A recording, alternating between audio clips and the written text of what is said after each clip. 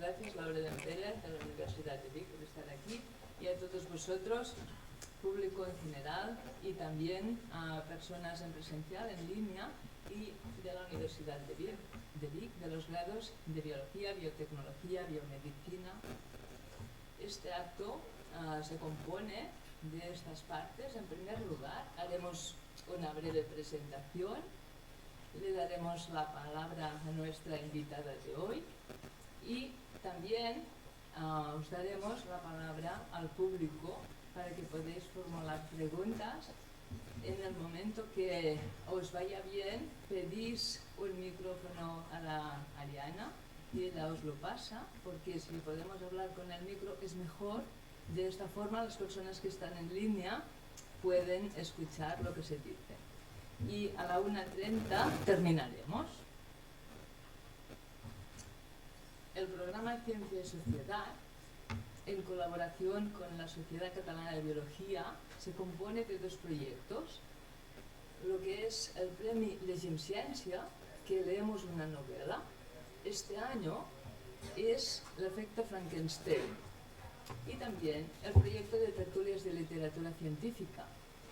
En este caso, leemos libros de ensayo. El día 25 de septiembre escuchamos a uno de los autores de esta obra, El secret de la vida eterna. También la próxima semana escucharemos a la autora de La mutación sentimental, Carme Torras. Y hoy tenemos esta oportunidad de conocer a Marga Sánchez, autora de esta obra magnífica que estamos trabajando, y ella está encantada de que la trabajamos en el aula nosotros, Prehistorias de mujeres. Por lo tanto, en este momento, si os parece, le doy la palabra a la doctora Laura Denfer Marco, que es profesora en nuestra facultad de la Universidad de Vic. Gracias por ser aquí, Laura, y te damos la palabra.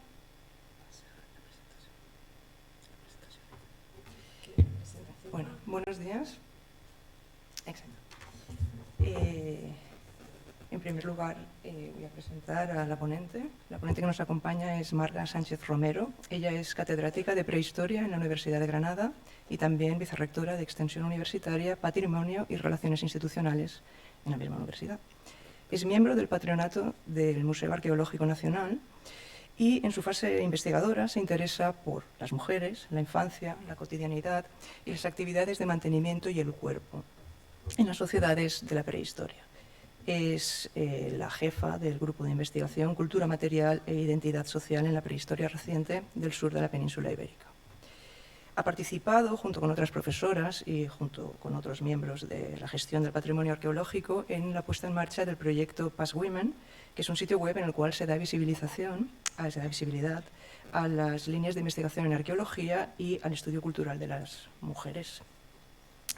Asimismo, ha sido colaboradora, hasta hace muy poco, del programa de Radiotelevisión Española, El condensador de flujo. Es premio Carmen de Burgos a la divulgación feminista de la Universidad de Málaga y premio Granada, Ciudad de la Ciencia y la Innovación, en la categoría Mujeres en la Ciencia. Por supuesto, es autora del libro Prehistoria de Mujeres, que ha sido galardonado como el premio al mejor libro de divulgación científica del año 2024. Esto es lo que nos dice el currículum de Marga. Pero uno de los aspectos que vamos a discutir hoy es precisamente que la ciencia la desarrollan personas. Y en tanto que personas, me gustaría destacar, por un lado, su generosidad, una generosidad que se ha hecho evidente viniendo desde Granada.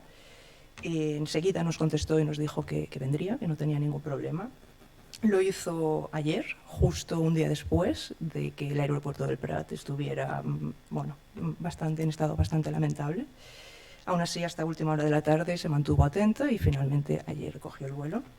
Y eso no es más que muestra de su compromiso con la tarea de divulgación científica, un compromiso que además es un compromiso social, un compromiso que lo asume desde una incomodidad que la lleva a cuestionar el statu quo y que por tanto lanza mensajes que sabe que van a incomodar. Y esto, de nuevo, para mí es un acto de generosidad y de valentía. Cuando podría estar sencillamente en un sillón mirando Twitter y lanzando tweets, en vez de quedarse en las aulas, como ella misma reflexiona en el libro, sale y confronta al mundo con la idea de convertir este mundo en un mundo mejor. Por tanto, una vez presentada, sí que me gustaría, siendo consciente de que vosotros, como estudiantes de biociencias, la mayoría de vosotros, no todos, estáis trabajando el libro Prehistorias de Mujeres, quizá os hayáis preguntado qué hace esto en vuestro currículum, por qué tenéis que leer este ensayo.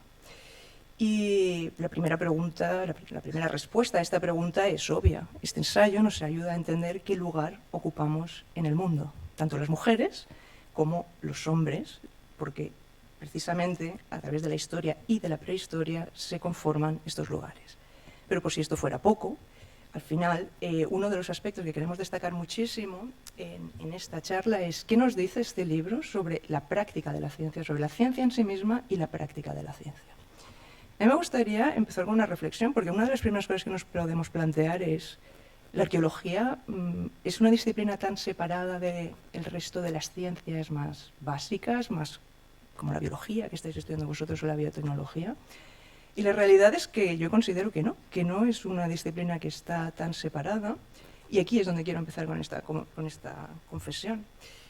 Yo soy licenciada en físicas y el último año de carrera opté por cursar una asignatura que era Historia de la Física. Y en esta asignatura, cuando decidí cursarla, tengo que confesar que lo hice con una cierta contrariedad, porque de alguna manera se esperaba que en estos estudios pusiéramos muchísimo interés en la teoría cuántica de campos, la relatividad general, pero la historia de la física quedaba como la María. Socialmente se consideraba esto la María. Y sin embargo, 25 años después, miro atrás y me planteo que esa asignatura para mí configuró una manera de ver la ciencia, una manera de practicar la ciencia, una manera de estar en el mundo.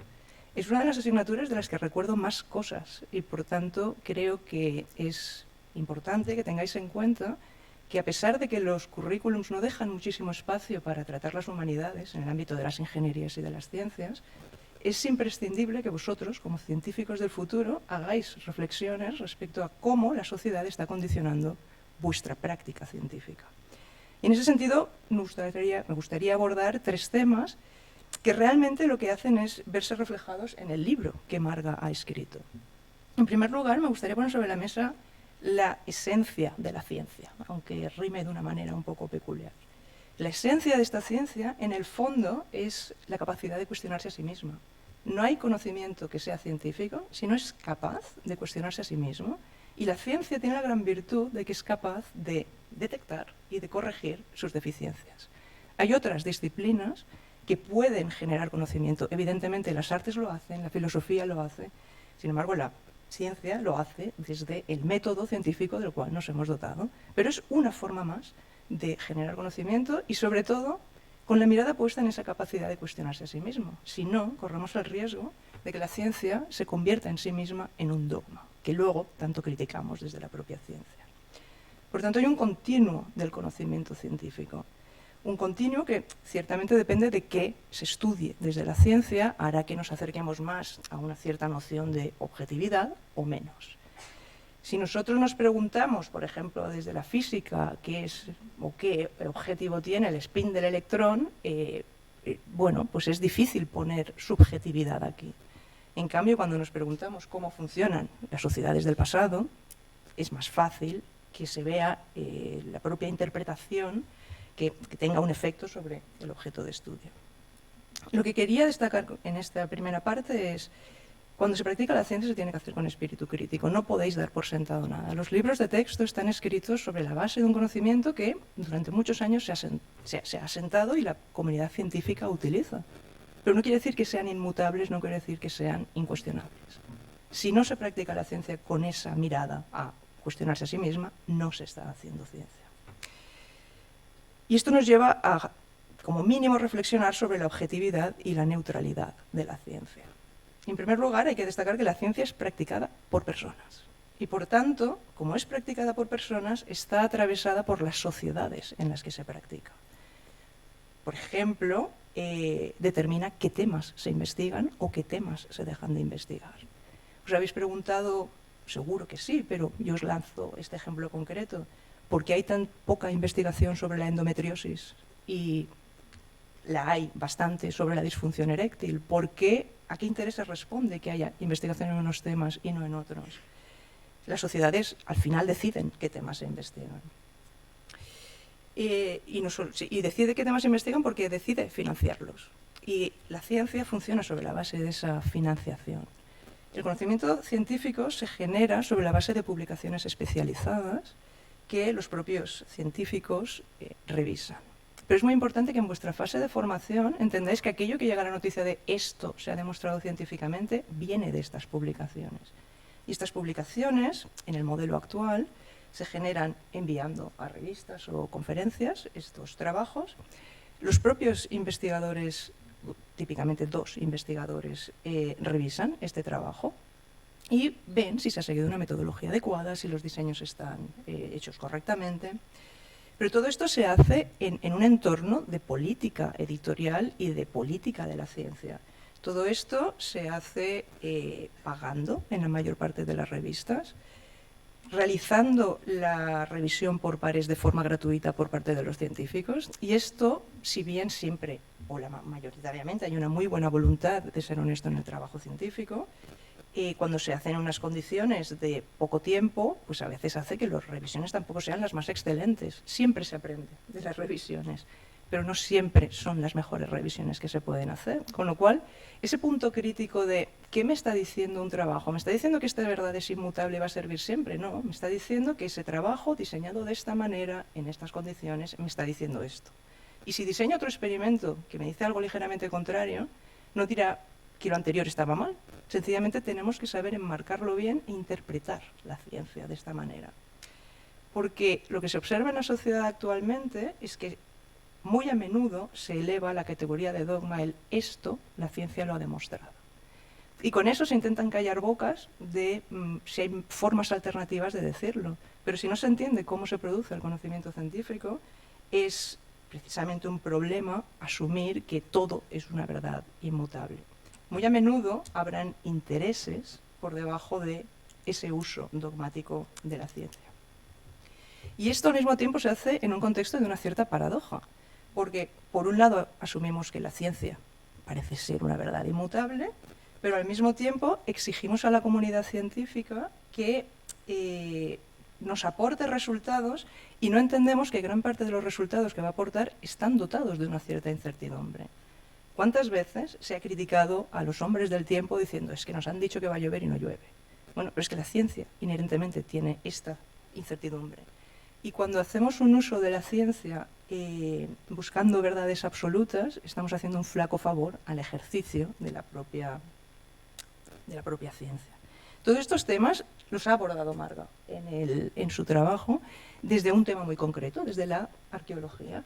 Pero todos y cada uno de ellos realmente son temas que estáis abordando vosotros en el aula. O sea que sí que nos gustaría que entendieseis que esta tarea que os ha encomendado Julita, también con valentía, porque era muy fácil que encontrara resistencia a la lectura del libro, tienen un porqué y tienen la idea de que vosotros reflexionéis cada vez más desde una perspectiva mucho más amplia que asumir que las cosas son así porque alguien nos lo ha dicho.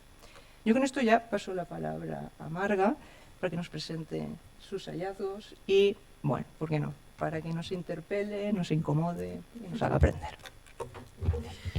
Muy bien, pues muchísimas gracias. Bueno, yo quiero empezar agradeciendo a la Universidad de Vic y a la facultad y al equipo maravilloso que organiza estas tertulias de literatura científica y el concurso de relatos de ciencia por hacer este esfuerzo que supone salirse del camino establecido y buscar vías alternativas para hablar sobre ciencia y sobre lo que supone el conocimiento científico.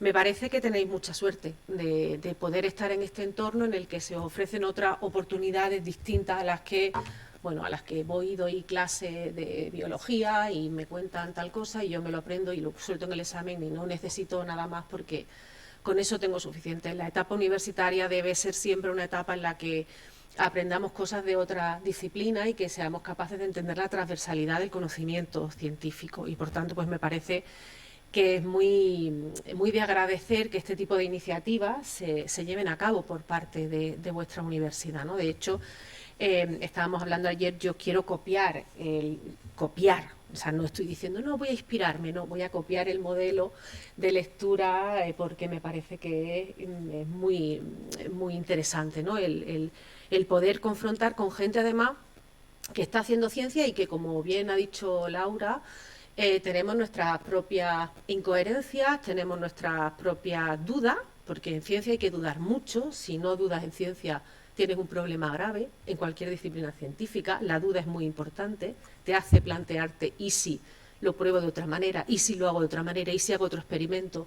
¿Y si? La duda es súper importante. El no saber no es un problema en ciencia, al contrario. El ser consciente de que no sabemos las cosas es lo que mueve la ciencia. Si no, bueno, pues si yo ya lo sé todo, ¿para qué? Si tengo respuestas para todo, ¿para qué voy a seguir investigando? ¿Para qué?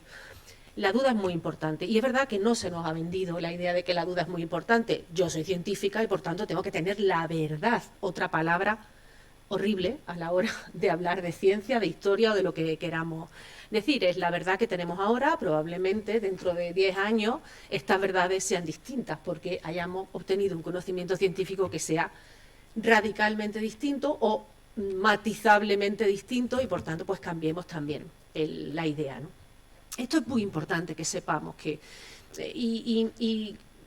fijaros, en unos grados como los que cursáis, en este caso biología, biomedicina, biotecnología, creo que era el otro, es especialmente importante porque se os va a repetir, bueno, quizá tengáis la idea, no se os va a repetir, pero si quizá tengáis la idea de que vosotros y vosotras lo que hacéis es hacer unos estudios, una investigación que es A, B, C, D y que no tiene mucha más movilidad, que vosotros no tenéis que vuestra investigación o vuestro estudio o vuestra carrera futura o vuestra trayectoria profesional futura pues no tiene mucho que ver con lo social, con lo político, con lo económico, porque al fin y al cabo pues lo que hacéis es unos determinados tipos de análisis o estudiáis unas plantas o unos animales, que esto no tiene más trascendencia, digamos, social o económica o política o moral o ética, más allá de lo típico de vuestra disciplina. Y yo lo que quiero que seamos conscientes, y por eso, bueno, yo me alegra mucho que esta perspectiva sobre el libro, yo he presentado este libro y he hablado de este libro en muchos sitios, pero esta perspectiva de analizarlo desde lo que es el carácter conceptual, es decir, qué es lo que estoy intentando desmontar a través del libro, que ahora os voy a enseñar algunos ejemplos, pero qué es lo que estoy intentando desmontar con el libro. Pues estoy intentando desmontar unas ideas preconcebidas que la arqueología, que es una disciplina científica, ha estado generando desde el siglo XIX y que nos hemos creído y que hemos considerado como inmutables y hemos considerado que ahí no había margen de que las cosas fueran de otra manera, que porque esté escrito en un libro ya tiene característica de verdad y por tanto no se puede decir otras cosas o no se pueden decir otras cosas, ¿no? Eso es como... Pues si con el descubrimiento con la penicilina nos hubiéramos quedado ahí en los temas de salud, bueno, ya no hace falta nada más porque tenemos la penicilina, no hace falta que sigamos investigando, no hace falta, no. Hay que dar un salto también cualitativo en el sentido de lo que podemos hacer con la ciencia y de lo que queremos hacer con la ciencia. Entonces, a mí me interesaba desmontar cómo se habían generado esas ideas preconcebidas, específicamente sobre las mujeres, pero creo que es aplicable a cualquier disciplina científica, que el conocimiento está para retarlo. El conocimiento está para retarlo, para enfrentarlo, para seguir dudando de esa verdad y poder seguir avanzando, ¿no? ¿Por qué lo digo? Porque, mira, tenemos que preguntarnos por qué estamos haciendo ciencia, por qué estáis haciendo biología, por qué estáis haciendo biotecnología, por qué estáis haciendo biomedicina. Porque os dio la nota, porque os gustaba o porque os gustan los animales, porque os gustan las plantas, porque tenéis un interés familiar. Cada cual, como persona, elige la carrera que va a estudiar por razones personales, ¿no? Veo desde simple a compleja, pues veo un futuro profesional o no veo un futuro profesional, pero lo que me gusta, o estaba en mi casa aburrido y vi que había biología, pues dije aquí mismo. Pero son razones personales, son las razones que os han movido y que son razones que van a ir cambiando a lo largo del tiempo. Esas razones también son distintas en las personas que hacemos ciencia. Pero hay un objetivo común de la ciencia que a mí me gusta mencionar mucho y que a mí me la dio un filósofo, un catedrático de filosofía, Vicent Martínez, que era un catedrático de filosofía de la Universidad Jaume I de Castellón, y que decía que la ciencia era la forma pacífica de transformar el sufrimiento humano. Y a mí esa definición de ciencia, como la forma pacífica de transformar el sufrimiento humano, me pareció que encajaba muy bien con las razones por las que yo quería hacer ciencia. Eso es lo que intento, no digo que lo logre, pero es lo que intento hacer, transformar la sociedad, transformar el sufrimiento humano a través de medios pacíficos como es la ciencia, ¿no? Y eso pues lo podemos ver desde las ciencias que tienen que ver con la salud, como es vuestro caso, porque podemos intentar conocer pues cuáles son los remedios a enfermedades o la cura o el tratamiento, o intentar indagar en cómo cuidar nuestro cuerpo o cómo mejorar las habilidades de nuestro cuerpo. Eso lo podemos hacer. Lo podemos hacer desde las tecnologías, porque las tecnologías, por ejemplo, de la comunicación han facilitado mucho. Hemos pasado por una pandemia y han facilitado mucho las comunicaciones, ¿no? La gente se llamaba por teléfono, se veía en videoconferencia, o sea, esas tecnologías, o podemos llegar y extraer recursos donde antes no podíamos llegar, o facilitar. A mí me ha costado un poquito llegar a Vic, porque el avión, pero desde luego no es lo mismo llegar a Vic ahora desde Granada que llegar a Vic desde Granada en el siglo XIX o en el año 1970. O sea, facilitan las comunicaciones, facilitan la interacción humana.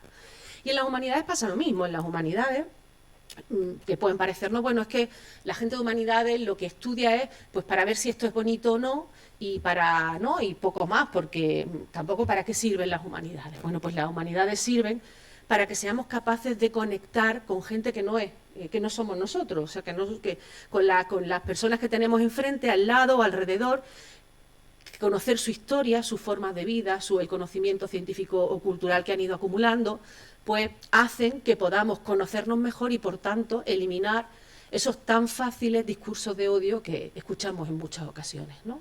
Conocer a la gente, tener más o menos empatía por la gente que tienes alrededor, entender cuáles son las formas culturales y cuáles son las razones por las que se toman determinadas decisiones, hacen que esos discursos de odio, que cada vez son más frecuentes, pues se queden en nada, porque no te salen a hacerlo simplemente, ¿no? Entonces, cada una de las ciencias tiene razones distintas y consecuencias también distintas en su práctica.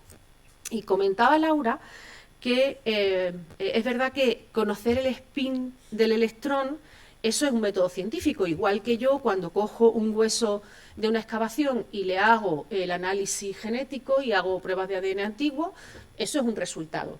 Pero antes y después pasan cosas.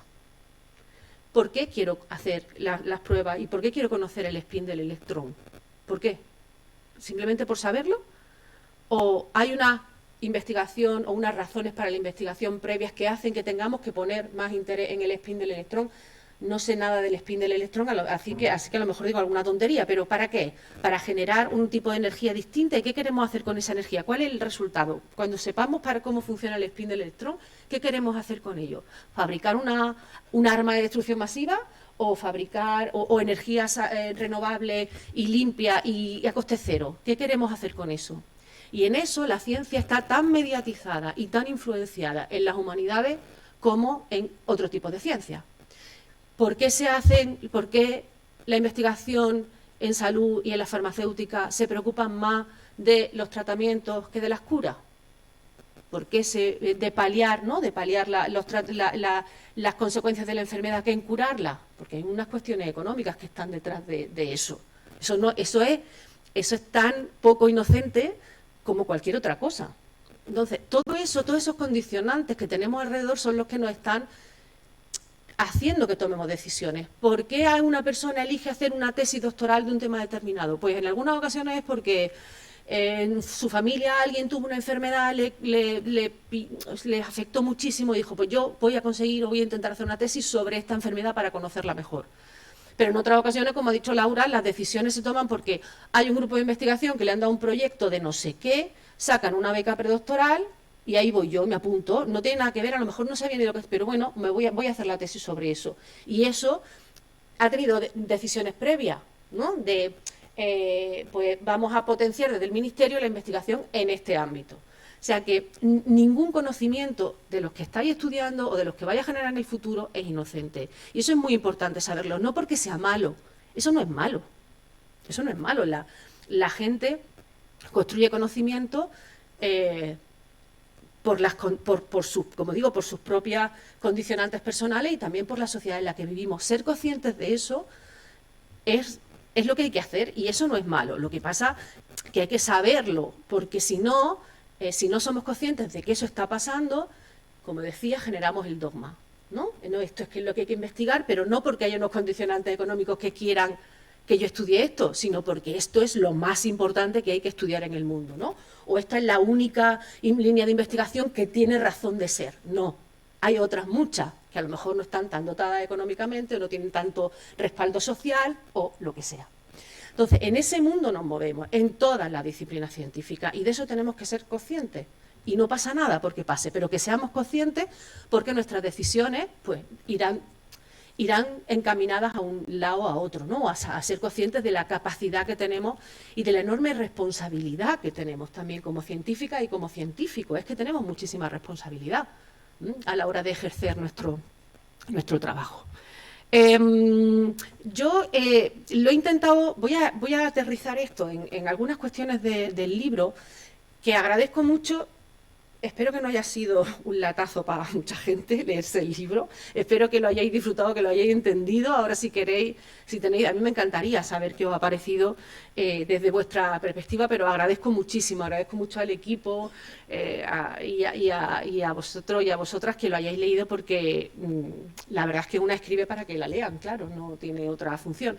Entonces, que haya un grupo de gente que más o menos de forma como obligadilla lo haya leído, pero a lo mejor os habéis descubierto cosas que no esperabais conocer o un mundo que no teníais, pues a lo mejor decía, mira que no hacernos leer un libro de arqueología, ¿no? Qué cosa más absurda. Bueno, pues tiene su razón de ser. Como digo, voy a ir intercalando esas cuestiones que tienen que ver con cómo generamos ciencia y con yo voy a seguir hablando hasta que me digas, cállate. Vale. O sí, lo que estábamos diciendo antes, si hay alguien que mientras estoy hablando le surge la duda, no lo dejéis. Ahí está ella, levantáis la mano y vamos teniendo, porque a lo mejor al final el turno de preguntas pues no atrevéis o no queréis o lo que sea, pero si surge sobre la marcha, pues mejor.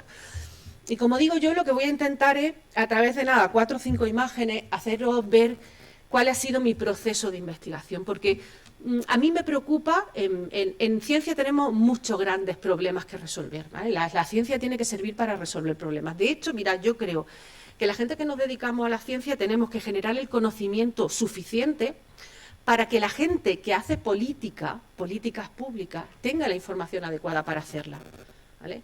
Que no tomen decisiones sobre el vacío, sobre el desconocimiento, sino que tomen decisiones sobre lo que les estamos diciendo, ¿vale? Sobre el conocimiento que estamos generando en todos los ámbitos.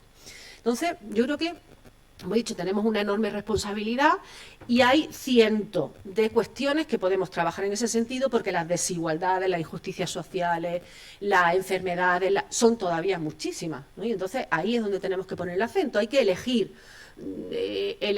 la batalla que quieres dar, ¿no? A través de tu trayectoria científica o académica o profesional. La mayoría probablemente no os dediquéis a una carrera científica de sensu stricto, sino que os dediquéis a trabajar en una empresa o en una fábrica o en un instituto o en un colegio, lo que da igual. Esto sirve en todas las categorías profesionales en las que os vayáis a insertar en el futuro. Ser conscientes de la capacidad de la ciencia y ser capaces de transmitir eso a la gente, da igual a lo que te dediques, ¿vale? Pero que seamos conscientes de la importancia de la ciencia. Bueno, pues como decía, gracias. Hay que elegir la batalla que quieres dar, ¿no? Así como he dicho en términos bélicos, que no me gusta demasiado, pero bueno, es verdad que hay que elegir como un reto, ¿no? En mi caso, yo elegí el reto de visibilizar a las mujeres en la historia, porque aunque es que esto tú lo dices así fuera de contexto y te puede parecer una idiotez, porque pues, es que no hay mujeres en la historia, es que no ha habido mujeres en la historia, no, Pues parece que no, porque tú te vas a un libro de texto de primaria y de secundaria y ahí no hay mujeres. Tú te vas a un museo y en las paredes de los museos, en las reproducciones, en las imágenes, en los dioramas, ahí no hay mujeres, o hay muy pocas mujeres. Por tanto, ¿qué pasa? ¿Que es que no había mujeres en la prehistoria o es que no las estamos situando en el lugar en el que les corresponde en la historia? ¿O no estamos entendiendo que sus capacidades, sus trabajos, sus experiencias son importantes a la hora de configurarnos como sociedad? Y yo he de decir que yo esto tardé muchísimo en darme cuenta, ¿eh? Yo hice una carrera de geografía e historia en la que a mí no me hablaron de mujeres más allá de Isabel la Católica y poco más, y a mí no me extrañó. Es decir, yo no lo vi raro, no dije, hay que ver que no me han hablado de mujeres en toda la carrera. Yo no lo vi raro, he de decirlo.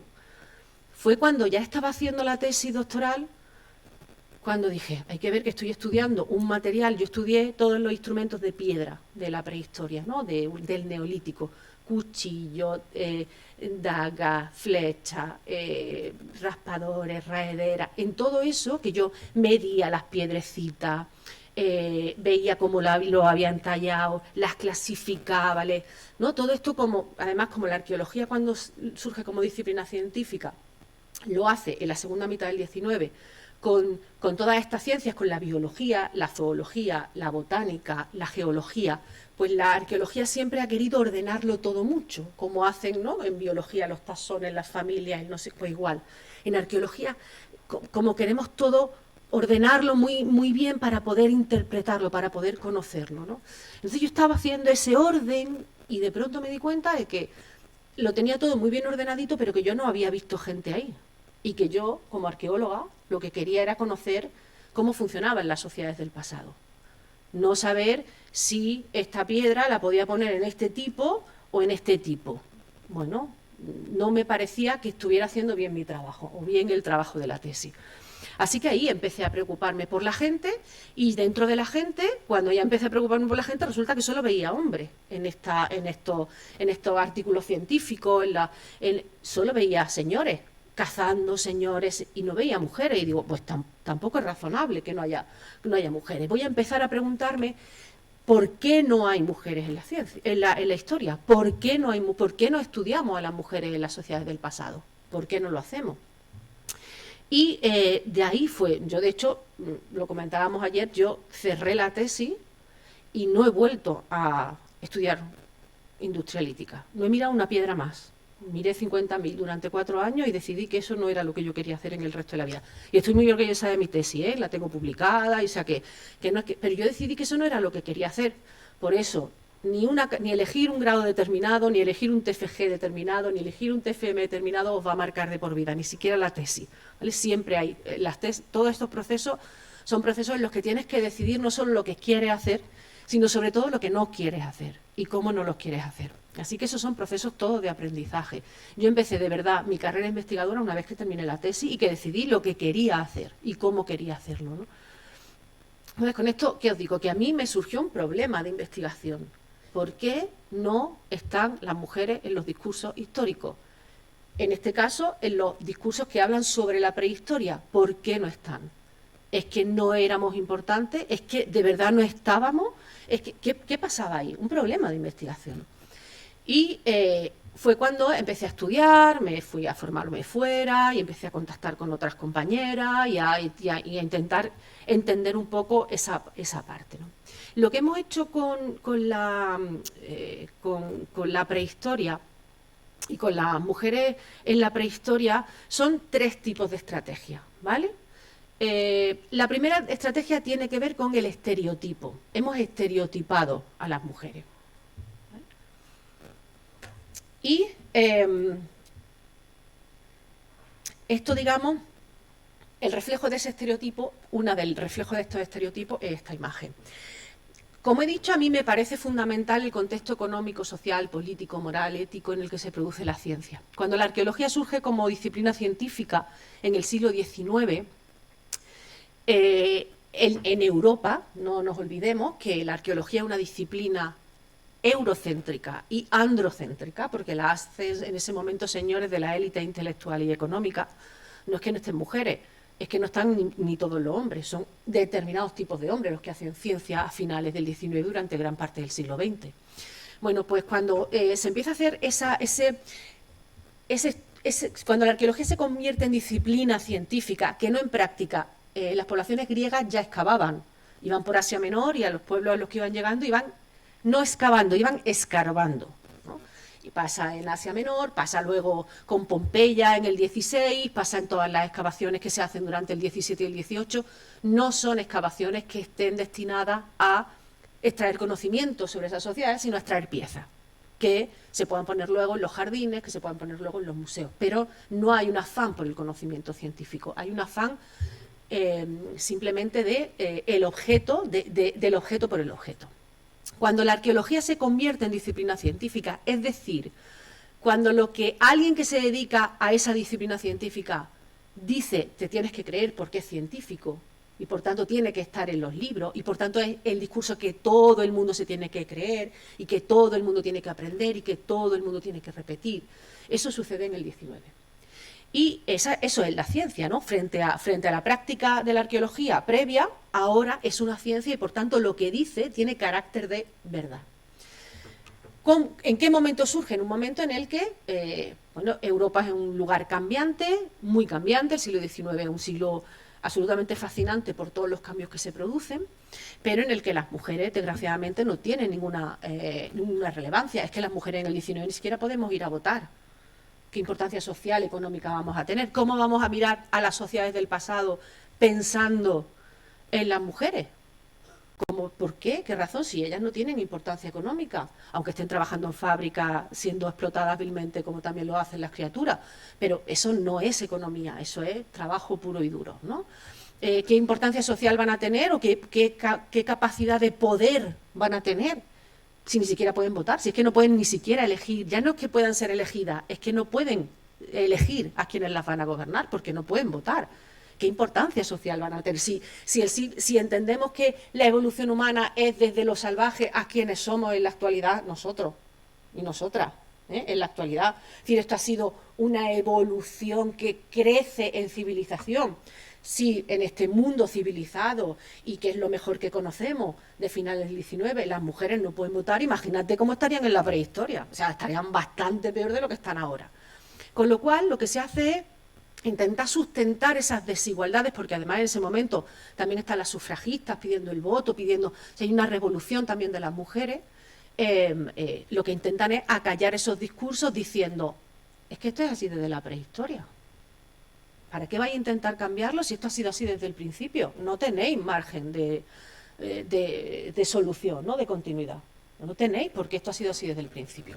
Entonces, esta imagen, fijaros, que a mí me parece que es muy significativa y que la tenéis en el libro también, está el señor mirando, ¿no? Al horizonte.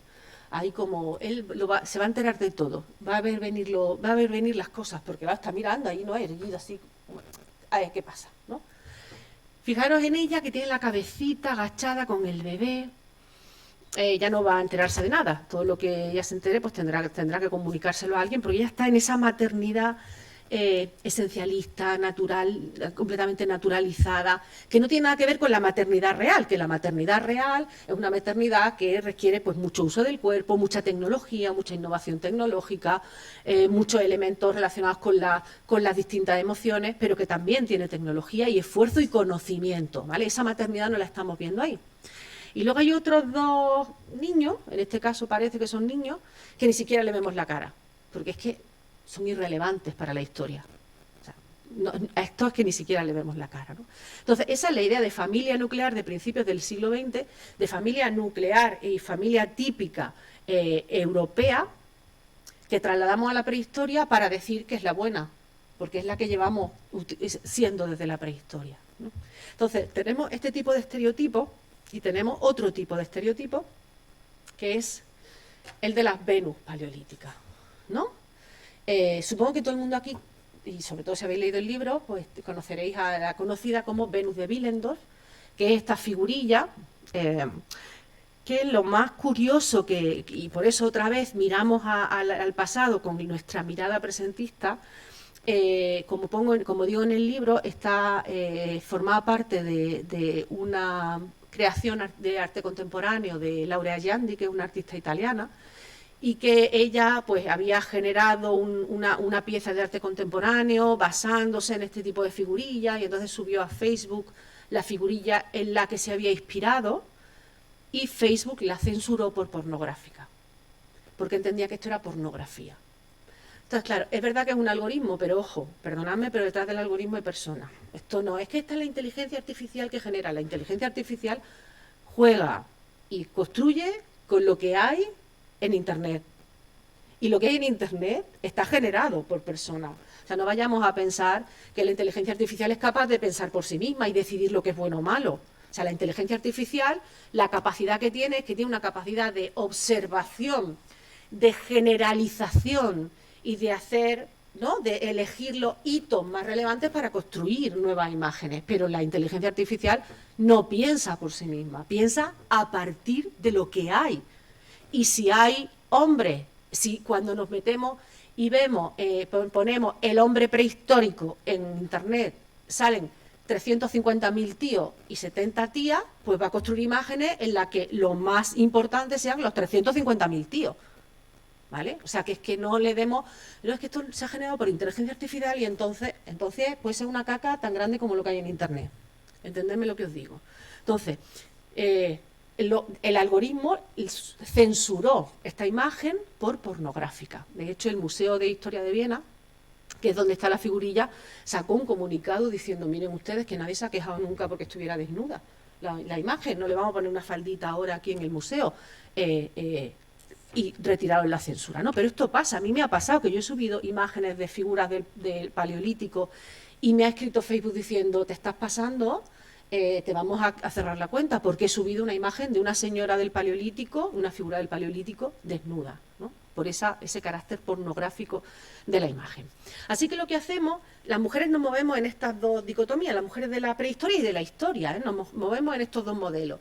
El modelo del familia nuclear, de cuál es nuestra posición en la sociedad dentro de la familia, o sea, la maternidad, o el modelo de objeto sexual, cuerpo sexualizado, que pues son las dos, ¿no?, esas dos imágenes, esas dos referencias que tenemos las mujeres. De hecho, en 1912 se hace una exposición en el Real Instituto Belga de Ciencias Naturales y lo que hacen los museos en ese momento es intentar contar cuál es la historia de la evolución humana. Claro, para la gente del principio del 20 lo mejor es vamos a representarlos con cuerpos, con imágenes, que es la manera más fácil de ver cómo se evoluciona, cómo cambian los rasgos físicos, ¿no?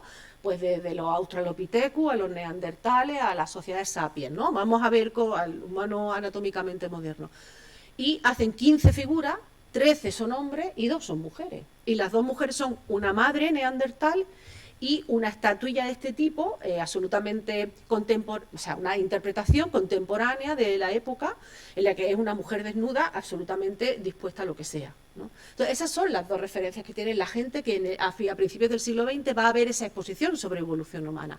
El resto de las 13 figuras son hombres que están cazando, que están pescando, que están pensando, que están haciendo figurillas, que están haciendo fuego, que están usando la tecnología, los hombres relacionados con la tecnología, las mujeres relacionadas con la naturaleza y simplemente con sus cuerpos, ¿vale?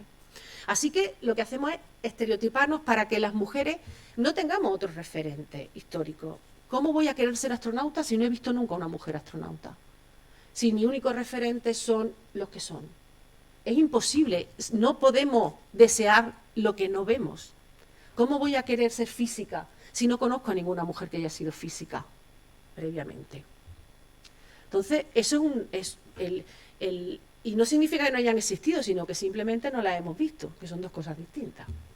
Así que, como digo, lo primero es que la estereotipamos. Lo segundo que hacemos es negarlas, ¿vale? En ese principio de la arqueología como disciplina científica, lo que hacemos es que se decide, como digo, en ese contexto económico, social, político, se decide que hay una serie de actividades que son las relevantes. ¿vale? Que son las que nos hacen crecer como humanidad, como seres humanos.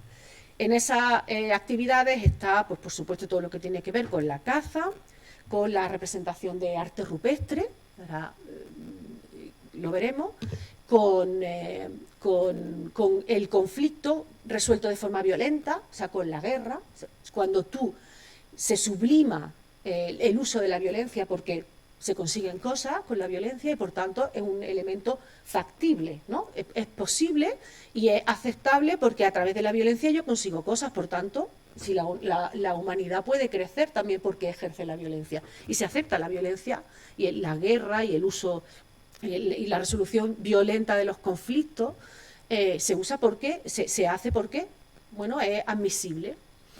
Y eso, todas esas actividades se decide que son masculinas, que esto lo podemos poner en el ámbito de lo masculino, ¿vale? Y las mujeres no están aquí. ¿Prueba científica para decir eso? Ninguna.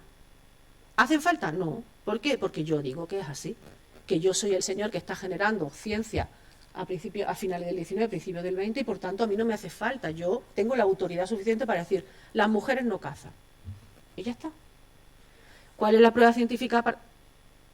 Ninguna. Pero ahí está. Y eso ha sido así durante gran parte del siglo XX. No se ha retado esa afirmación, ¿no?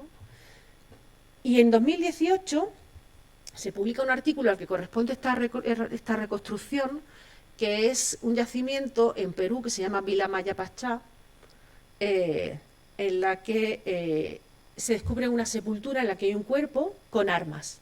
Y los propios gente de la excavación te lo dice, ¿no? Esto es un cazador, y apuntan cazador. Y ya está. Y entonces, ¿ahora qué pasa? ¿Cuál es el gran salto que hemos dado en arqueología? El gran salto que hemos dado en la arqueología es que nosotros usamos ahora la bioarqueología. Es decir, ahora podemos acceder a un conocimiento sobre las sociedades del pasado, sobre los cuerpos de la gente del pasado que no teníamos hace 20 años. Ahora hacemos análisis genético, ahora hacemos análisis de proteína, analizamos la melogenina, hacemos isótopos, todo eso lo hacemos ahora con los cuerpos de la prehistoria. Hace 50 años, 40 años, 20 años, esto no se hacía. No se hacía por dos razones. Primero, porque eran hipercaros. Son análisis, son tipos de analíticas que se han ido reduciendo, que son más asequibles ahora que hace 20 años que los proyectos de arqueología, los proyectos de investigación de arqueología, podemos asumir hacerlo.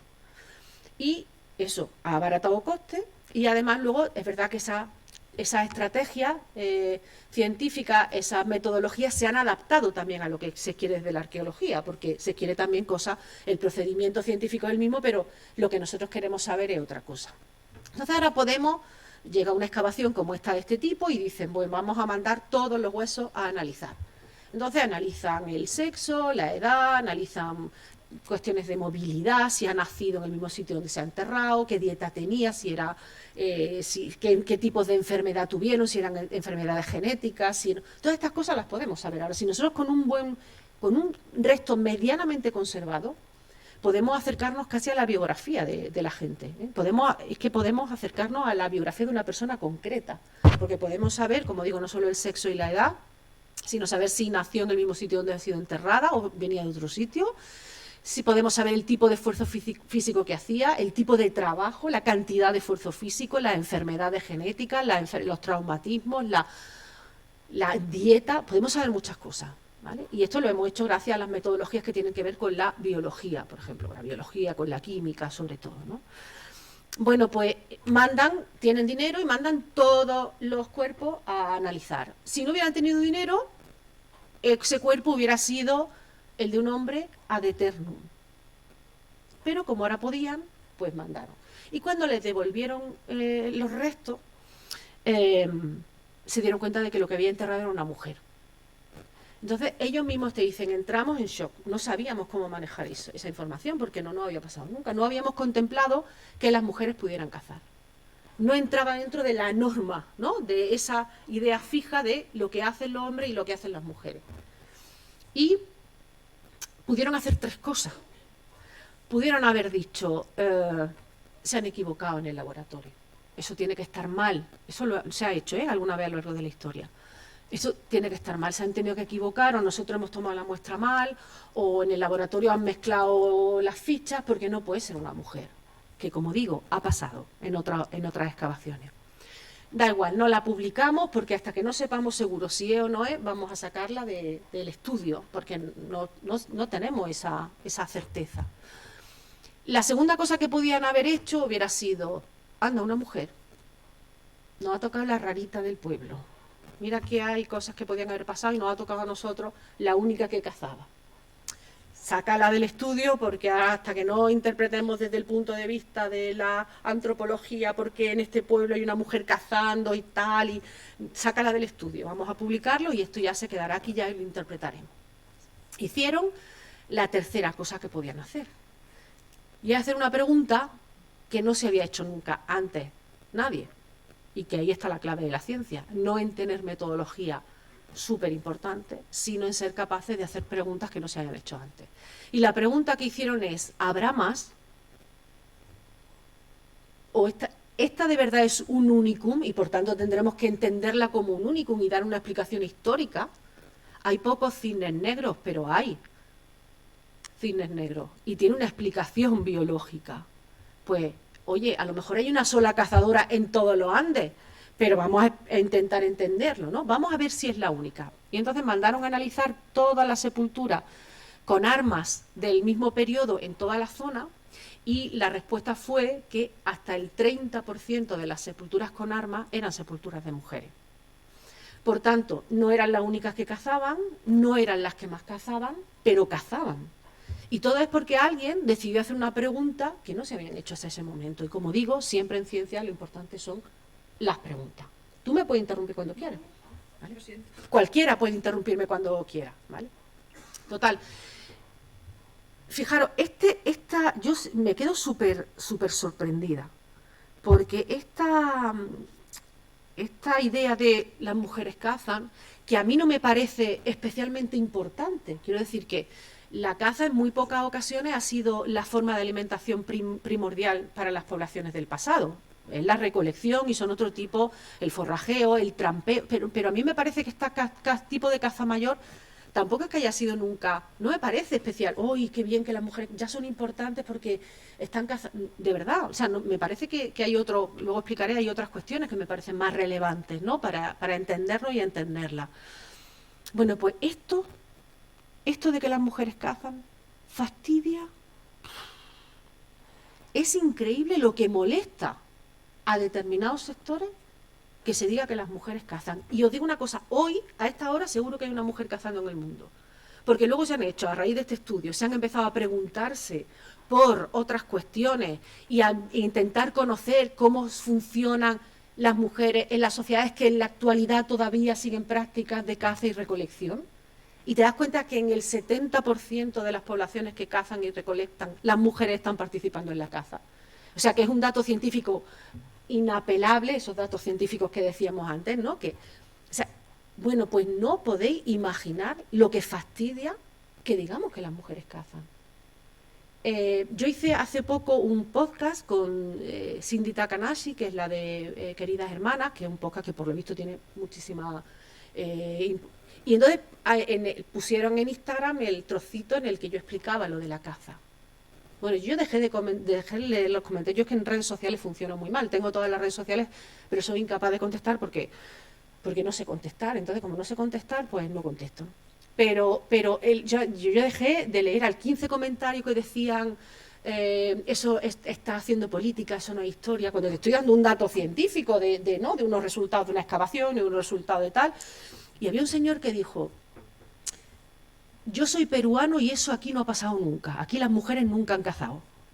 Digo, bueno, o sea, claro, yo, al fin y al cabo, ¿yo qué soy? Una catedrática de prehistoria que está leyendo un montón de papers sobre caza, recolección, pero ese señor era peruano y eso le daba la capacidad, ¿no? Lo hablábamos de decir lo que podía ser. Que hubo otra señora que dijo, por favor, no pongas tu nacionalidad que nos avergüenza a todas, ¿no? Dijo otro comentario, ¿no? Pero quiero decir, o sea, fijaros con qué arrogancia alguien es capaz de discutir un resultado científico con una cuestión que no tiene nada que ver con la ciencia, ¿no? Pero se entiende así. Ayer también vi una noticia en una viñeta en un periódico, precisamente por todo lo que ha pasado en Valencia y todo el drama que tenemos en estas últimas semanas en nuestro país, en el que decía, es súper fácil soltar un bulo y hace falta tanta ciencia para desmontar el bulo que resulta extenuante, porque además quien quiera quedarse con el bulo le va a dar igual lo que tú le digas como científico o como científica, le va a dar igual. O sea, un tío dice, bueno, beber lejía, y tú le explicas, o sea, voy a poner el caso extremo, y tú le explicas, no, mira, el lejía quizá no debas beberla porque pasa tal cosa y tal, y la gente bebe lejía. Eso, que es el extremo, nos pasa en la cotidianidad. Hay gente que sigue negando el cambio climático después de lo que ha pasado. Y dice que es que, como quitamos las presas de Franco, pues eso es lo que ha pasado. Entonces, da igual, o sea, el bulo tiene un poder brutal que confronta con la ciencia. Y la ciencia le cuesta mucho trabajo desmontar el bulo. Mucho trabajo desmontar el bulo. Entonces, eso también tenemos que ser conscientes y soy responsable de eso. Porque estáis estudiando, sabéis cómo funciona el método científico y sois responsable de que esos discursos no calen, no lleguen, discutirlos, debatirlos, ¿no? Por eso. Por tanto, el peso de la norma es tan gordo que no deja mucha facilidad a la acción, ¿no? Esto pasa lo mismo con el arte rupestre, ¿no? El arte rupestre también, si la caza era como el culmen del trabajo productivo, el arte rupestre es el culmen del trabajo simbólico, ¿no? Y por tanto, pues también tiene que estar en manos masculinas. Es como Altamira, que es una de las imágenes que os pongo aquí. Altamira es el Picasso del turno que vino y pintó Altamira, ¿no? En esa idea, ¿no?, de genio creador humano identificado claramente también con individuos masculinos, ¿no? Y resulta que, de hecho, igual la norma, ¿no? Tú pones una mujer pintando Altamira o pintando cualquier arte rupestre y te van a preguntar por qué sabes que es una mujer. Y sin embargo, tú pones un hombre pintando Altamira y nadie te va a preguntar por qué sabes que eso lo pintó un hombre. Nadie te lo va a preguntar porque el hombre es la norma. Tú puedes poner un hombre haciendo eso que no te va a preguntar nadie. Ahora, como pongo una mujer, te va a decir, ¿y tú eso cómo lo sabes?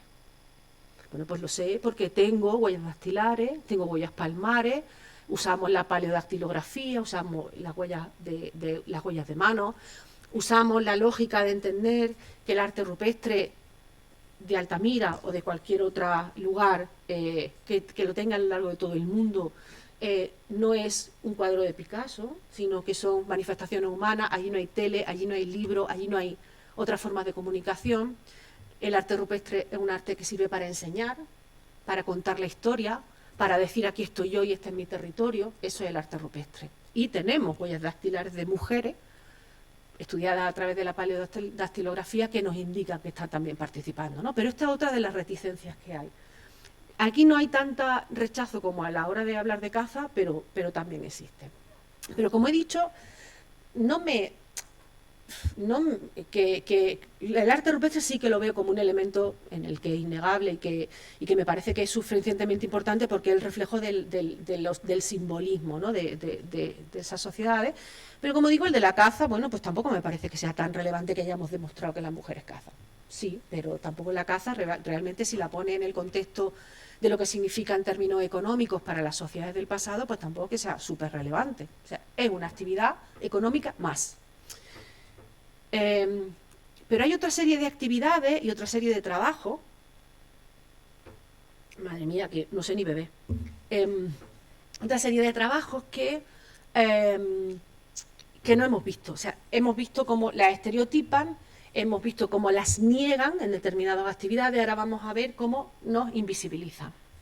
Porque te dicen, bueno, sí, claro, las mujeres sí que habéis estado en las sociedades del pasado, haciendo vuestras cosillas, ¿no? Esto de la alimentación, el cuidado, la crianza, la socialización, el mantener los espacios de vida de forma adecuada. Sí, eso sí, lo que llamamos actividades domésticas sí que lo habéis hecho. Pero es que eso no es relevante. Eso no es significativo para las sociedades. Por tanto, no hace falta que esté en un libro de historia, ni que lo estudiemos desde el punto de vista de la historia, ni que lo representemos en un museo, porque tampoco el cuidado, ¿qué? No es relevante para las sociedades, ¿no? ¿Creéis que el cuidado no es relevante para las sociedades? Sí, no, a lo mejor. ¿Creéis que el cuidar es relevante? Pues si fuera relevante estaría en los libros de historia. Y estaría en los museos. Y estaría en los discursos que hacemos, en los discursos históricos. Y no está. ¿Por qué?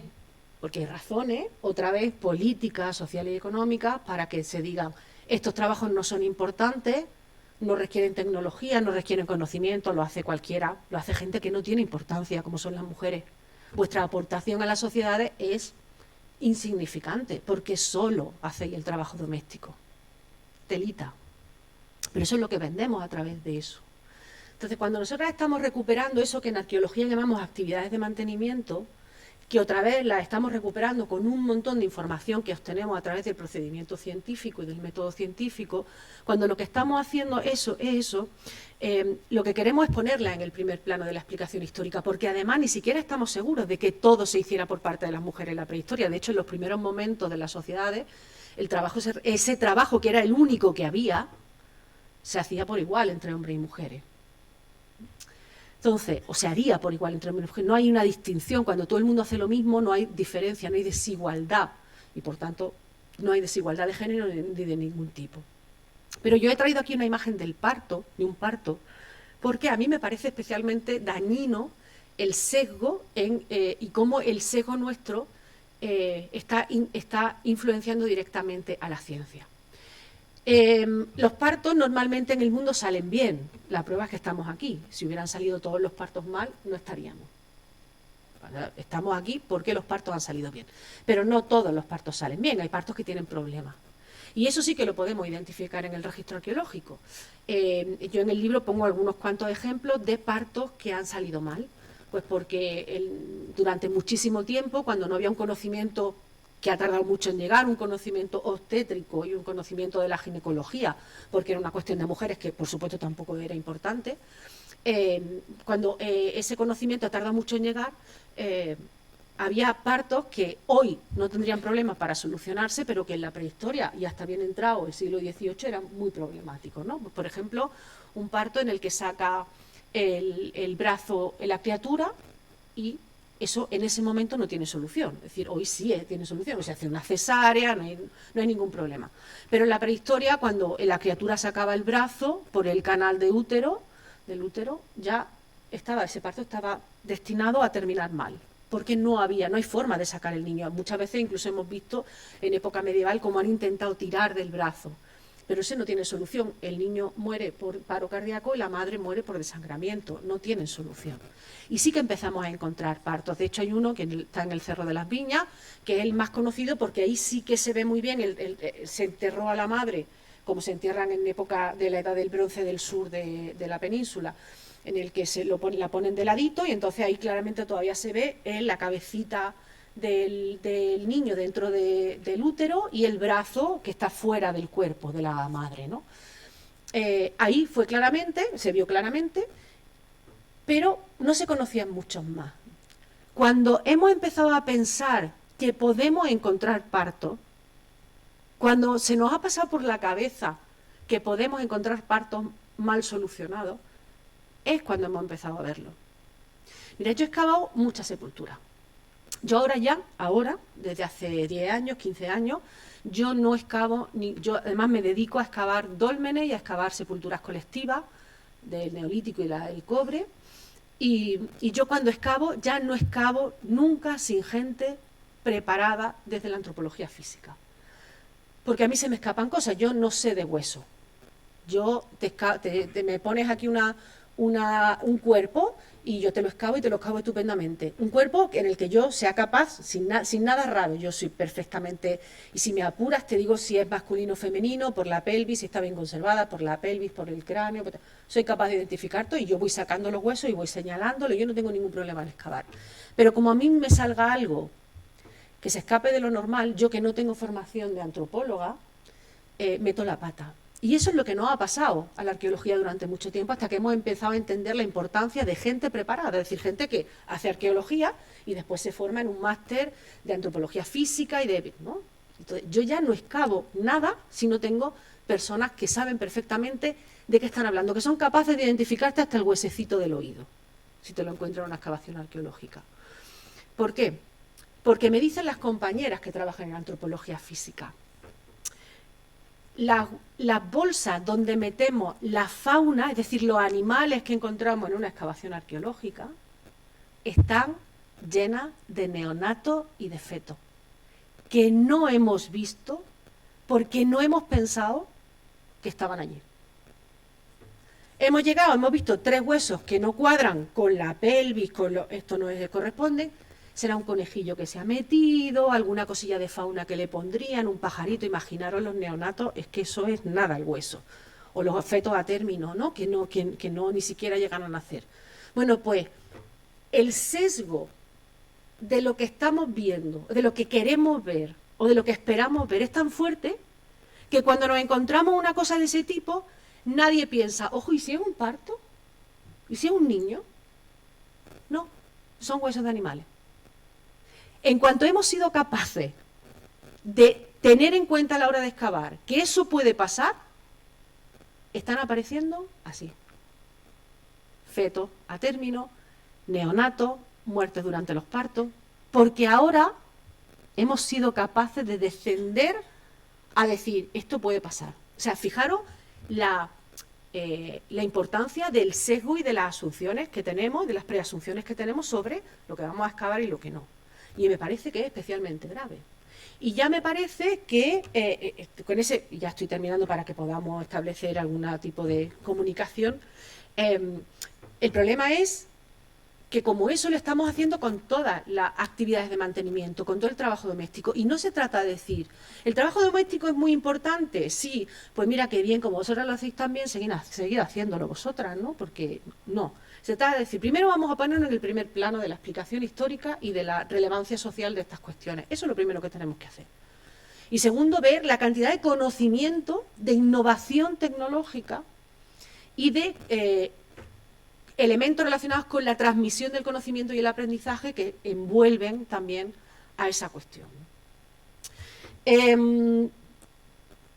Poco más, simplemente quería comentaros que todo este conocimiento se ha transformado en cuento, que aparece el libro la semana que viene, y es lo que igual, o sea, para que veáis, por el tema de la divulgación y la importancia de que yo considero que tenemos que dar a la divulgación, es porque, y cómo hacerlo, ¿no? Porque quizá podíamos hablar ahora, ¿no? del paso que hay que dar en divulgación, pero la divulgación hay que hacerla siempre desde el conocimiento científico, es decir, no vale que haya alguien que se lea un artículo científico y diga, esto lo explico yo y lo explico de manera muy fácil y ya está, ¿no? Y hago un TikTok y ya soy divulgadora científica, ¿vale? Que es lo que está pasando. Este libro, que son cuentos infantiles, cuentos muy cortitos, en cada cuento, o sea, yo parto de un dato arqueológico, parto de un diente o de un cuerpo o de una cerámica o de una pieza lítica, parto siempre de un elemento que viene del registro arqueológico. Y a partir de ahí fantaseo con ese, ¿no? Con ese, para que se entienda el contexto social, el contexto de edad, ¿no? de la gente del pasado. Pero el dato científico o el yacimiento arqueológico siempre hay que ponerlo para que la gente pueda contrastarlo. Cualquiera que lea uno de esos cuentos va a ver el nombre del yacimiento y se va a poder meter en internet y va a poder descargarse los artículos científicos o de prensa o lo que haya relativo, ¿no? a eso.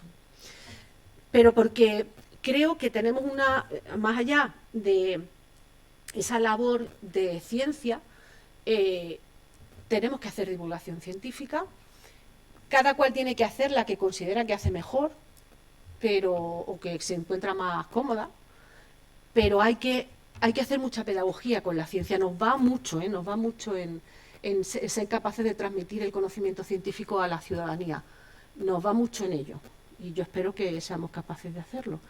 Entonces ahora ya si queréis... Perfecto. Muchísimas gracias, Marga. Ha sido muy interesante. Si os parece, pasamos a este espacio de diálogo, donde vosotros podéis formular preguntas. En presencial pedís el micrófono y también en línea podéis escribir. Adelante. ¿Quién se atreve? Seguro que tenéis preguntas, observaciones. Si no, recogeré un poquito el guante, a ver si mientras tanto os animáis. Una de las conclusiones que me gustaría sacar de la charla, aparte de, bueno, evidentemente felicitarte por la capacidad que tienes divulgativa y por la contundencia con la que llega el mensaje, es que quizá en algún momento os puede haber dado la sensación de que ser crítico supone una moción a la totalidad de la ciencia, y en absoluto, sencillamente es reverenciar que la ciencia se basa en esta duda y que así es como mejor vamos a practicarla. Sin duda, la ciencia ha permitido tratamientos del cáncer, ha permitido muchísimas cosas que ha hecho que la sociedad avance sin ningún tipo de duda. O sea que, por supuesto, que hay que poner la ciencia por delante de todo. Hay un aspecto en el que sí que me gustaría incidir un pelín ahora, y es esta tensión también que hay entre la ciencia básica y la aplicada. Porque es cierto que la sociedad reclama ciencia aplicada, y es normal, porque repercute directamente en la propia sociedad de forma inmediata, pero eso no quiere decir que la ciencia básica no tenga un valor. Entender aspectos básicos de la física de partículas es fundamental, porque quizá no hoy, pero dentro de un tiempo, revele hallazgos que sean absolutamente trascendentales. Por ejemplo, el Webb nació del CERN, nació como respuesta a las necesidades que tenían los físicos de partículas de gestionar todos sus datos y de comunicarse. Por tanto, la ciencia básica también es absolutamente importante. Y respecto a la divulgación científica, esta es una conversación que ya tuvimos. Y bueno, a ver, poner un poquito en contexto esto.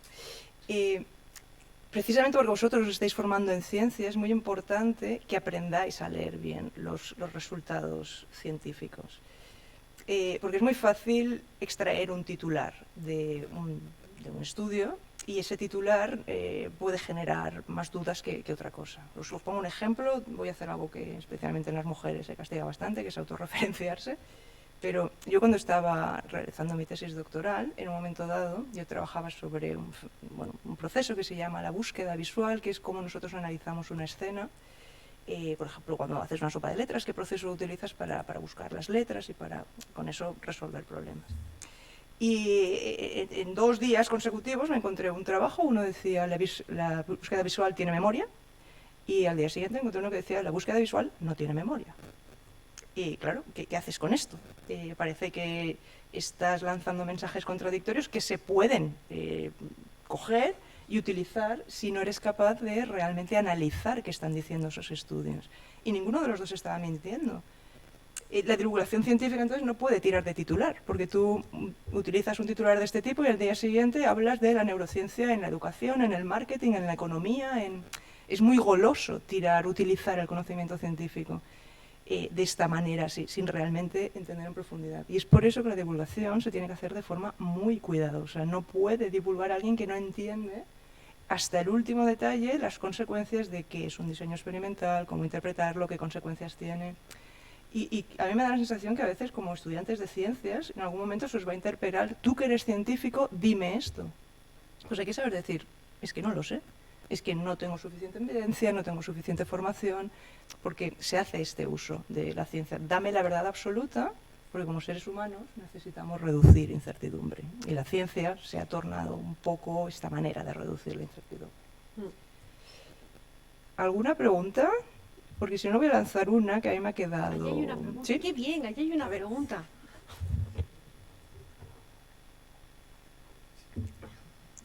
Perdona, es que me ha hecho mucha ilusión, ¿sabes? Y entonces por eso... ¿Funciona? Ay, sí. Bueno, tú has hablado de que tienes 3 tipos de estrategias, pero solo has dicho 2, o no sé si lo he oído yo mal. ¿De qué? Bueno, has dicho que la primera estrategia es que estereotipamos a las mujeres y la segunda es que las negamos. La tercera es que invisibilizamos con la actividad, por ejemplo, el trabajo doméstico. Ah, vale. Se invisibiliza en el discurso histórico. ¿Vale? Hacemos como que no... lo que no se ve no existe. Lo que no vemos en un museo, o lo que no vemos en un libro de texto de primaria o secundaria, o lo que no vemos en una revista de divulgación, lo que no se ve no existe. Entonces, si no vemos las actividades domésticas no existen. Y de ahí, claro, es que se interesa que no existan, porque si no existen no hay que darles valor.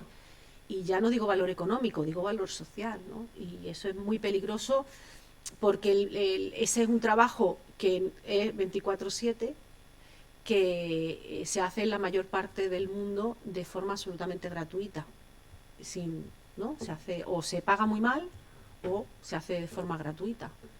Y yo creo que al menos deberíamos hacerle ese reconocimiento social, si no económico, que sería una cosa a discutir, pero desde luego sí el reconocimiento social al bienestar que generan y a que somos capaces de estar aquí porque hacemos esas cosas.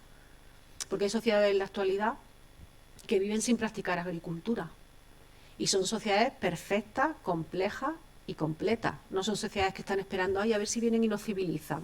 No. Son sociedades que llevan miles de años de trayectoria histórica y que son perfectas, que no practican la agricultura porque no quieren. No porque no la conozcan, no porque no sepan lo que es, porque no quieren, porque no la necesitan. Igual que hay sociedades en la actualidad que no usan metalurgia o que no usan cerámica. No porque no puedan, sino porque han decidido no hacerlo. Pero lo que no puede hacer ninguna sociedad es dejar de cuidar, de alimentar, de socializar, de criar, de ocuparse de la salud y de la curación de enfermedades. Eso no lo puede hacer ninguna sociedad porque se extinguiría. Y sin embargo, esas que son las únicas estructurales y que son imprescindibles en cualquier sociedad, son las que peor valor social tienen en la actualidad. Por algo será. Yo también digo que reflexionemos sobre eso, ¿no? Y otra cosa, el libro este de cuentos para mujeres, ¿para qué tipo está dirigido para gente joven? Pero queda... A ver, en la editorial lo han definido como 6-12, pero yo creo que el target es más amplio. Yo creo que son cuentos, pero son historias realmente. Pero sí, la editorial lo tiene como entre 6, 12, 14. Ese es el target que tiene. Vale, era para saber si lo puedo regalar. Vale, gracias. Sí, puedes. Muchas gracias, A lo explicas ti. genial. A ti. Tenemos otra pregunta. Bueno, primero, muchas gracias por venir, muchas gracias por darnos la charla. Y mi pregunta es que cuando decidiste escribir el libro y, bueno, empezaste a buscar, ¿cuál fue tu primera impresión al saber que las mujeres en la prehistoria hacían algo? Hacían, por ejemplo, en un capítulo del libro, dijiste que habían sociedades prehistóricas en donde las mujeres colaboraban la caza con los hombres cuando ya había escasez de hombres. Entonces, ¿cuál fue tu impresión? Porque según nos han contado, las mujeres solamente se dedicaban a lo doméstico, y cuando en plan cuando encontraste la información de que las mujeres también cazaban junto con los hombres, ¿qué sensación tuviste? Pues mira, es que el libro realmente es el final de un proceso, ¿vale? Porque el libro está escrito en el 2022. Yo me puse a principios del 2022. Todo esto viene porque como durante 4 temporadas yo he colaborado en El Condensador de Flujo, pues las editoriales siempre están muy pendientes de la gente que sale en la tele para ver si pueden hacer libros, ¿no? Y entonces, es decir, que ven perfiles, te investigan un poquito y entonces a mí me contactaron de la editorial para escribir el libro. Pero es un libro que es la respuesta o la conclusión de 20 años de trabajo que yo llevo haciendo esto.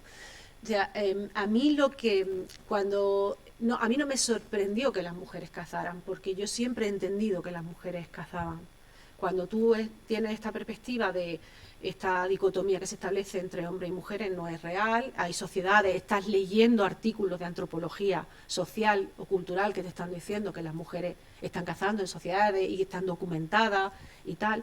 A mí no me sorprendió. A mí lo que me sorprendió y me sigue sorprendiendo de esto es el empeño en negarnos. El empeño tan bien asentado en negar que las mujeres estamos ahí.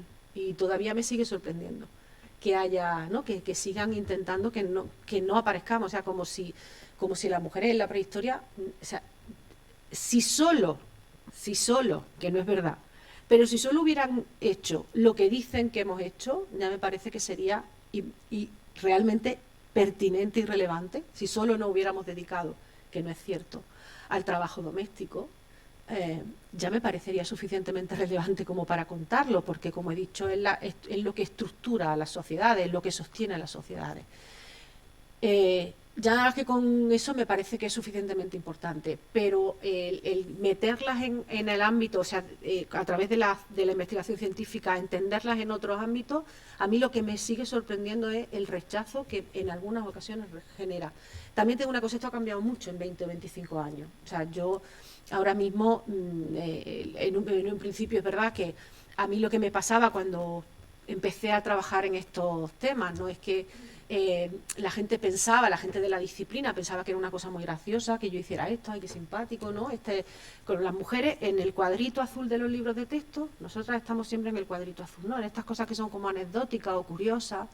No, pues las mujeres también hacían esto. Pues yo no quiero estar en un cuadrito azul, yo quiero estar en el texto, lo siento, soy así de rarita, ¿no? Yo quiero estar en el texto de verdad, no en el cuadrito azul, o en la exposición temporal, o en la visita guiada del 8 de marzo, que está muy bien que haya una visita guiada a los museos, el museo del 8 de marzo, pero es que yo quiero salirme de la visita del 8 de marzo y quiero estar en el discurso que se explica todos los días, ¿vale? Entonces, todo esto parecía como súper curioso y, ay, qué simpático, ¿no? Fíjate qué cosa más graciosa hace, ¿eh? Fíjate, tú y a las mujeres. Que se pueden saber cosas de las mujeres en la prehistoria, fíjate, no lo habíamos pensado que se podía saber, ¿no? Esa actitud, ¿no? Cuando esto empezó a ser relevante y a generar artículos científicos y a tener, ¿no? un peso científico importante, entonces ya te verían como competencia. Y esta frase tan típica, que también habéis escuchado todo el mundo, que es, desde luego que pesas sois, si ya tenemos los mismos derechos, como si las desigualdades se hubieran acabado, ¿no? No, es que sois de verdad, que pesad. Si ya tenéis los mismos derechos, ¿qué más queréis? Que eso también pasa mucho, ¿no? Esa idea. Pero es verdad que en los últimos años, y gracias al trabajo de mucha gente, el estudiar las características que tienen que ver con el género, la identidad de género, la repercusión en las sociedades del género, esto está asumido por la ciencia ya. O sea, de hecho, tú no puedes presentar un proyecto de investigación si no entiendes de qué manera esto va a colaborar o a hablar sobre igualdad o en estos procesos. Y de hecho a mí la gente que durante mucho tiempo ha sido escéptica, no, a lo mejor, bueno, sí, pero tampoco era tan importante porque ya está escrito el libro de la prehistoria, ya está escrito. Al final me han tenido que reconocer muchos catedráticos muy antiguos, de cierta edad me han tenido que reconocer. Pues tenía razón. Es que es verdad que lo hemos estado mirando y hasta que no nos ponemos esas gafas distintas de ver las cosas de otra manera no nos hemos dado cuenta.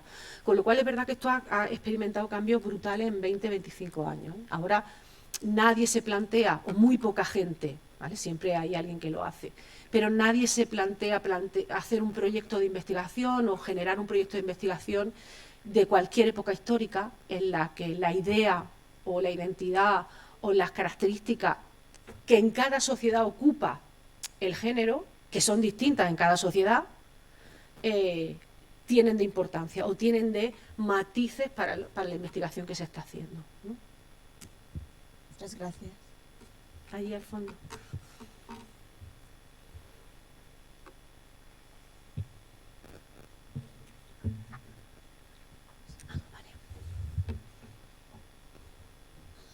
Marga, muchas gracias por haber aceptado la invitación de esta universidad. Ana Pérez Quintana, profesora de la Facultad de Empresa.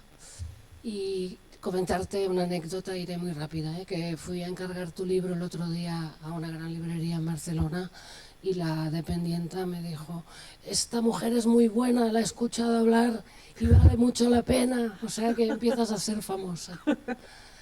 Y dos preguntas rápidas. ¿Por qué crees tú que a estas alturas de partido todavía declararse públicamente como feminista es algo que está tachado muy peyorativamente según en qué ámbitos, ¿no? Esta es una amargada, esta, etcétera, etcétera. Y la segunda, ¿por qué solo el 5,6% de los premios Nobel han recaído en mujeres? Gracias. Mira, el feminismo es una idea política, un activismo, una práctica, una teoría que habla de igualdad entre mujeres y hombres. Punto. Pero esa igualdad entre mujeres y hombres da miedo, porque hay algunos que les quita privilegio. El que está sentado en el privilegio es muy difícil que quiera perder esos privilegios. Y lo que hace es decir, te estás equivocando, porque evidentemente yo no quiero perder esas parcelas de poder que tengo o esa facilidad que tengo para determinadas cosas. Entonces, el patriarcado ha funcionado también durante 2000 años porque nosotras nos lo hemos creído, porque nosotras hemos asumido que la desigualdad entre mujeres y hombres era una buena forma de estar en el mundo. Y nosotras, yo, ¿vale? O sea, yo entono el mea culpa, porque yo no me di cuenta de estas cosas. Y mira que yo he sido siempre una persona con un cierto espíritu crítico. Yo no me di cuenta de estas cosas hasta que no estaba en la universidad y estaba haciendo la tesis. Con lo cual, nosotras hemos vivido en eso, ¿no? Las mujeres siempre hemos tenido mucha conciencia más de clase que de género. Pero porque lo que nos ha sostenido a nosotras durante mucho tiempo es la clase social, es decir, con quién te casabas. Es que hasta hace poco en este país, en las puertecitas de las casas ponía fulanito de tal y señora. Tú eras quien era tu marido. Los hombres han tenido unas formas de relación entre ellos mucho más solidarias. Y nosotras no, nosotras hemos tenido mucha más conciencia de clase, en muchas ocasiones, que conciencia de género. Pero eso es un trabajo que se hace. Entonces, hasta de llamarnos feminazis, de llamarnos amargadas, yo no estoy amargada, yo estoy feliz y contenta. Pero es como, porque nosotras, para que la gente, las mujeres, no se quieran ver reconocidas en esa lucha que es por la igualdad, es que no tiene más. Es que no es que queramos quitarle el sitio a nadie, es que queremos nuestro sitio. Ya está, es que cabemos. Es que cabemos. Y si no cabemos, pues unas veces será para ti y otras veces será para mí. Pero es una lucha por la igualdad. Lo que pasa, claro, venimos de una desigualdad muy asumida, muy normalizada, muy entendida, muy en las venas, y entonces nos parece que esto es una revolución, pero lo único que queremos es la igualdad de oportunidades de las mujeres y los hombres, que todavía no existe en la realidad. No existe aquí, imaginaros en otros lugares del mundo. Es que no es solo lo que vemos alrededor, es también lo que hay en otros lugares del mundo, ¿no?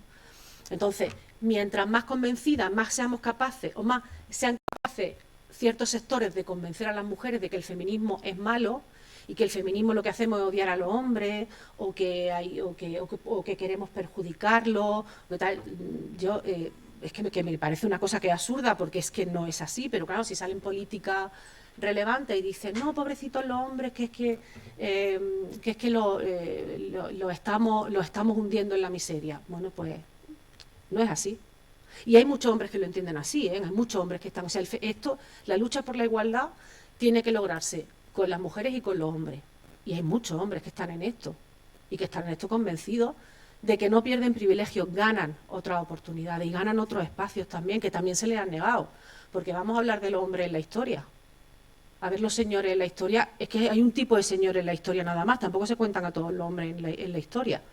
Hay muchos hombres que están fuera de ese relato del hombre adulto, heterosexual, europeo, blanco y del Real Madrid.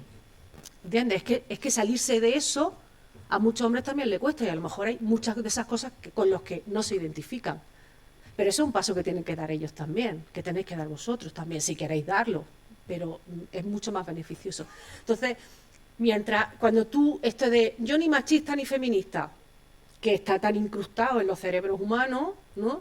Pues sí, no, hija, mejor que machista no, pero feminista sí, porque lo que quieres es la igualdad. Pero cuando tú le preguntas a una chica joven y te dice, no, porque le da miedo, es que a mí me daba miedo, ¿eh? O sea, no es que esto no es que yo haya sido iluminada y que no, es que yo al principio no decía que era feminista, porque, ay, ¿qué van a pensar? Que soy muy radical, o que tal, o que van a pensar mal de mí, o que van a pensar que yo no quiero a los hombres. Yo estoy casada y tengo un niño, y mi marido y mi niño me encantan. A mí me encantan los hombres, no todos, pero bastantes sí. ¿Entiendes? Entonces, quiero decirte que yo también, a mí también me ha pasado. Yo he pasado por el tránsito de yo me dedico a estudios de género, no estudios feministas. Hasta que ya dije, hasta que hemos llegado, ya vale, ¿no? Pero que es una construcción, ¿no? Y lo es que lo de los premios Nobel tiene que ver con que, primero, que nosotras somos totalmente invisibles en ciencia, y en las ciencias que tienen que ver con los que se dan los premios Nobel, pues mucho más, porque los equipos siguen dirigiendo los hombres mayoritariamente, y porque los premios Nobel hacen una cosa que está muy mal hecha, y es reconocer al individuo por encima del equipo. Y no se hace ciencia si no se hace en equipo. Y eso perjudica a la ciencia, porque hace creer que hay alguien que es capaz de hacer ciencia solo. Y no es verdad. Nadie es capaz de hacer ciencia solo. Nadie. Ni en biología, ni en química, ni en física, ni en arqueología. En vez de premiar investigaciones, los premios Nobel tenían que darse a investigaciones, no a personas. Porque las personas solas no hacen todos esos procesos. Tú puedes tener una idea genial, pero si no tienes gente que sabe más que tú en otros aspectos y que son capaces de aportarte para generar ese conocimiento, ¿no? Entonces, siempre que sigamos premiando el individualismo, los hombres van a salir ahí súper beneficiados. Porque dirigen más equipos, porque el tiempo también es una cuestión. Y entonces seguimos así, por eso seguimos siendo solo el 5,6%. Ya hay que cortar. Hemos de terminar pronto porque hay algunos estudiantes que deben ir a clase, por lo tanto se nos ha terminado el tiempo. Muchísimas gracias por tu presentación, ha sido exquisita. Muchas felicidades.